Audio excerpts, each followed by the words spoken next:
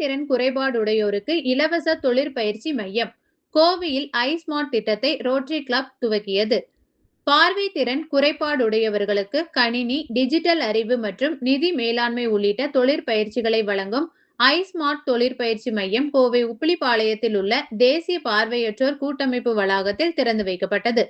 Rotary Club of Coimbatore smart city மற்றும் Dubai downtown Rotary Club ஆகியவை இணைந்து rotary அறக்கட்டளையின் பன்னாட்டு மானிய திட்டத்தின் கீழ் சுமார் 76,000 அமெரிக்க டாலர் மதிப்பில் இத்திட்டத்தை உருவாக்கியுள்ளன.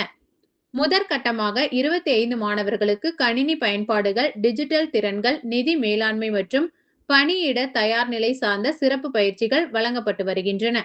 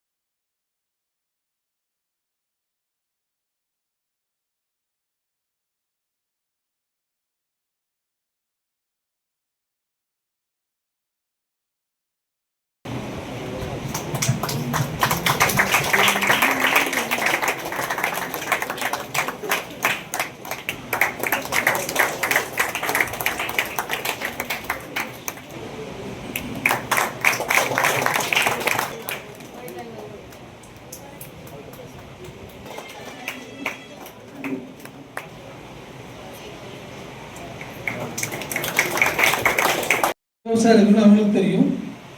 நம்ம என்எப்பி வந்து த்ரூ அவுட் இந்தியா நம்ம இந்த மாதிரி பல ப்ராஜெக்ட்ஸ் நடத்திட்டு இருக்கோம். அதிலே பர்டிகுலராக சொல்லப்போனால் இந்த கோயம்புத்தூர் ப்ராஜெக்ட் வந்து ஒரு